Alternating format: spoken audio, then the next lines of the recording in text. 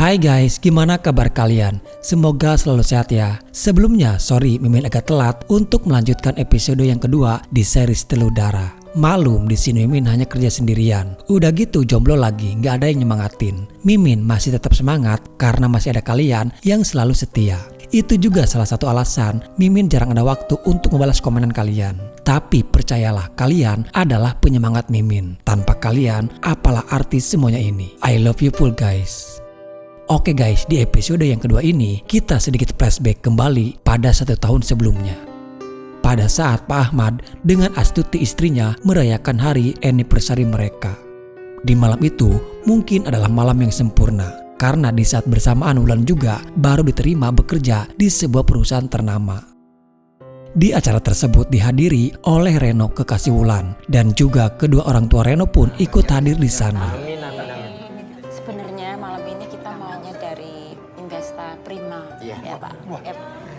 Di tengah acara berlangsung, tiba-tiba Reno meminta izin kepada Pak Ahmad beserta keluarga. Reno langsung berlutut di hadapan Wulan, lalu memberikan sebuah cincin dan berkata Reno kepada Wulan.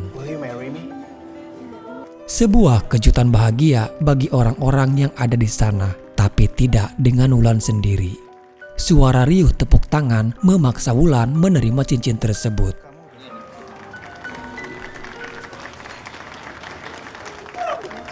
Beberapa lama kemudian, Pak Ahmad mendekati Wulan. Dia tahu kalau ada sesuatu yang sedang Wulan pikirkan. Wulan pun lalu berkata kalau lamaran dari Reno sebenarnya bukan di kondisi yang tepat. Dia baru saja diterima kerja di tempat yang selama ini dia impikan. Belum juga Wulan meniti karirnya, tapi kini dia harus menerima kenyataan yang akan menjadi ibu rumah tangga. Oh itu masalahnya, ya? Di keesokan paginya, keanehan mulai terjadi kembali. Air keran yang tiba-tiba menjadi kotor berwarna hitam. Dan yang lebih membuat Wulan terkaget, cincin pemberian dari Reno kini sudah berubah menjadi gulungan rambut. Lalu di dalam lubang pembuangan dia juga menemukan ada gulungan rambut lainnya dan disertai banyak paku yang terikat. Masih menjadi misterius siapa wanita yang sedang melakukan ritual santet itu. Cerita dilanjutkan kepada saat ini di rumah kediaman Esa. Esa sangat terpukul atas kematian ayahnya yang meninggal dunia dengan cara yang tidak wajar. Banyak rekan dan saudara yang berdatangan mengucapkan belasungkawa atas kematian Pak Bondan. Di sini tidak diceritakan keberadaan ibunya Esa. Esa hanya tinggal berdua bersama ayahnya di rumah itu. Di kamar Reno melihat handphone ayahnya yang tergeletak di meja.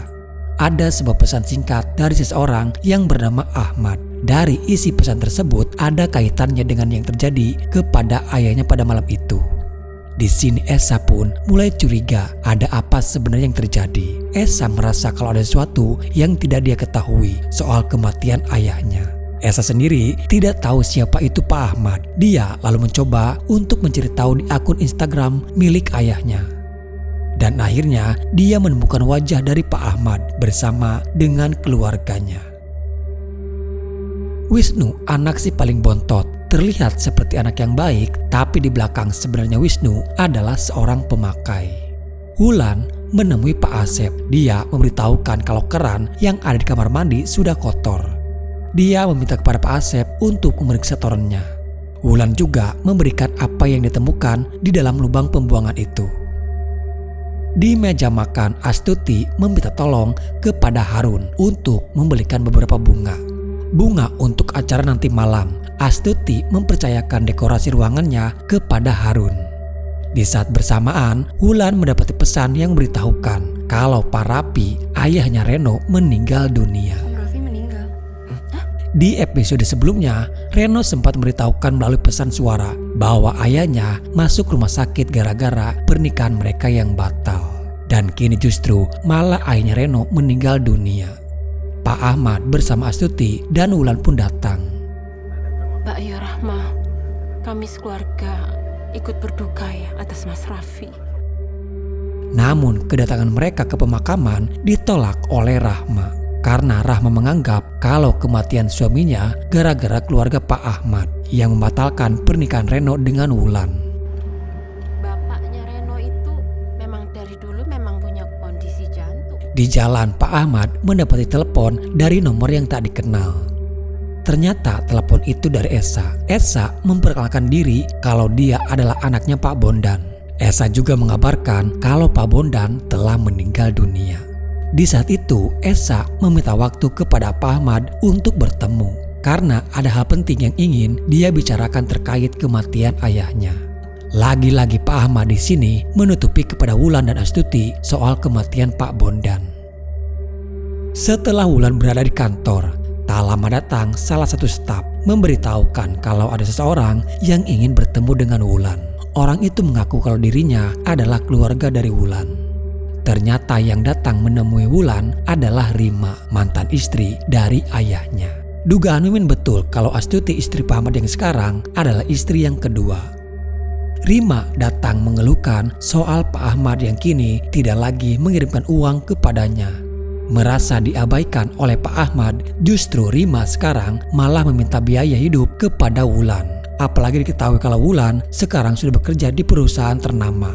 Jelas saja Wulan menolak karena ini bukan tanggung jawab Wulan. Belum diketahui apa penyebab Rima dan Pak Ahmad bercerai. Asal kamu tahu ya, berapapun yang Bapak kamu kasih ke saya, itu tidak akan pernah bisa membayar kesalahan dia karena telah menceraikan saya.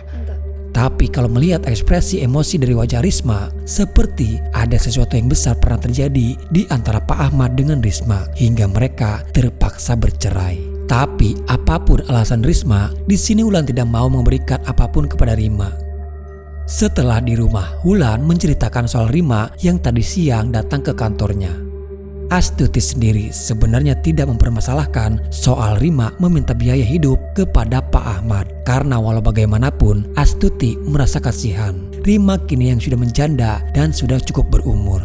Namun dari beberapa hari belakangan ini Astuti merasa seperti ada sesuatu yang sedang dipikirkan oleh suaminya. Wulan pun merasa demikian. Sikap ayahnya yang belakangan ini terlihat berbeda. Wulan lalu menemui ayahnya di kamar.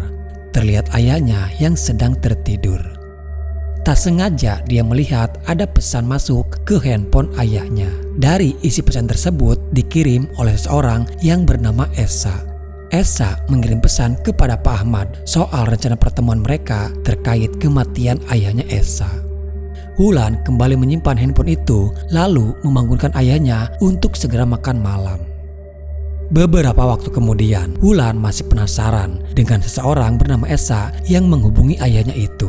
Dia lalu mencoba mencari akun Instagramnya atas nama Esa Prasetyo. Namun tiba-tiba saja dia dikejutkan ada belatung yang terjatuh tepat mengenai handphonenya. Di saat Wulan yang sedang tertidur lelap, kini suara dentuman itu terdengar kembali berada di atas atap rumah. Dia keluar kamar hanya untuk memastikan tidak ada apa-apa di sana. Wulan melihat kalau pintu kamar ayahnya yang masih terbuka. Namun yang terlihat di kasur hanya tinggal ibunya sendirian. Suara gaduh itu terdengar kembali berada persis di atap rumah. Wulan terkejut karena tiba-tiba ayahnya sudah berada di sampingnya. Di keesokan hari, Wulan bekerja seperti biasanya dan pada hari itu dia bertemu kembali dengan wanita calon investor yang akan bekerja sama dengan perusahaan tempat Wulan bekerja. Tak disangka selain menjadi investor yang punya banyak uang, ternyata dia juga bisa menerawang melihat dari raut wajah Wulan. Dan aura kamu itu negatif, Lan. Sebenarnya sih saya nggak apa-apa, Bu. Tapi saya pasti ingat terus saran dari Ibu. Di rumah Astuti sibuk dengan dekorasi ruangannya yang nanti malam akan ada acara anniversary. Harun juga sudah memberikan bunga pesanan dari Astuti. Iya, situ. Bu, ini terapisnya teh sudah datang. Selamat sore, Bu. Untuk melepaskan penat dan lelah, Astuti memanggil tukang pijat langganannya. Banyak hal-hal aneh yang tak biasa bermunculan di rumah mereka sekarang. Astuti yang merasa heran karena ada seekor tawon di rumahnya. Awalnya terlihat cuma ada satu ekor, Namun Astuti yang merasa kesakitan karena si Mbak Ayu yang menjatnya terlalu keras. Aduh, jangan kenceng-kenceng, Yul. Kayak tadi aja. Iya. Terus terang saja guys, rintihan Tante Astuti membuat Mimin salah fokus. Tante Astuti seperti lagi main lato-lato gitu guys.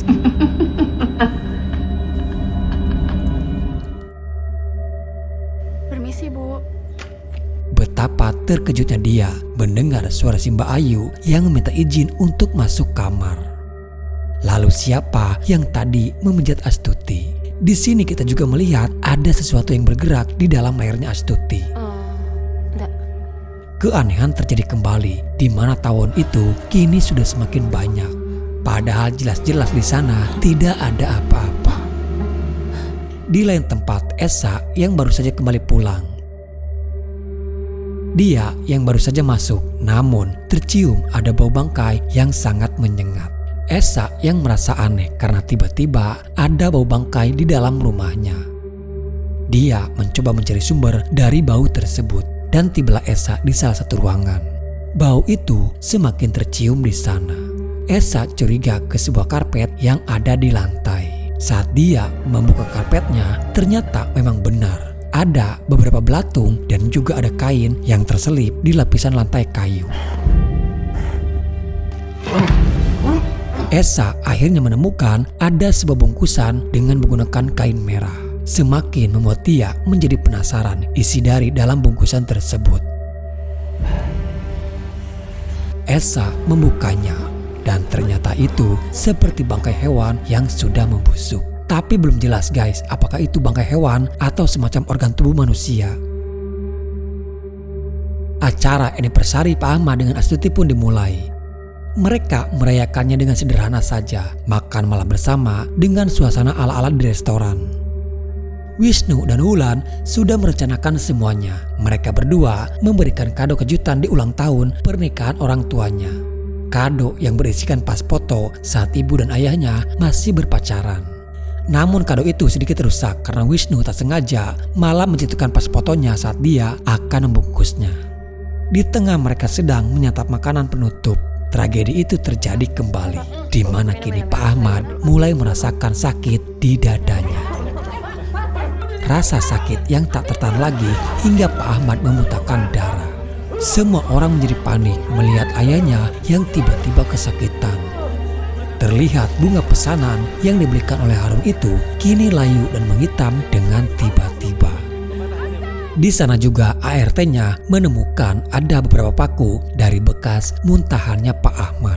Entah apa yang akan terjadi selanjutnya kepada Pak Ahmad, tapi sangat disayangkan episode yang kedua pun harus selesai sampai di sini. Oke guys, di sini perlahan sedikit demi sedikit mulai terungkap siapa-siapa saja orang yang ada hubungannya dengan keluarga Pak Ahmad. Gue pribadi curiga terhadap Prima, mantan istrinya Pak Ahmad. Kejahatan apa sebenarnya yang sudah pernah dilakukan oleh Pak Ahmad terdahulu? Kalau melihat dari keluarga Reno, sepertinya tidak mungkin. Karena keluarga Reno sendiri tidak ada kaitannya dengan keluarga Pak Bondan, ayahnya Esa. Dan di akhir cerita, tet itu dikirim lewat bunga yang dibeli oleh Harun. Yang menjadi pertanyaannya adalah siapa Harun dan dari siapa Harun membeli bunga tersebut. Gila sih, ini membuat Mimin penasaran banget guys. Apakah kalian juga semakin penasaran? Oke guys, kita tunggu di episode selanjutnya. Semoga apa yang Mimin ceritakan bisa menghibur dan menemani di waktu luang kalian. Sampai jumpa di video selanjutnya. Salam dari admin dan bye-bye.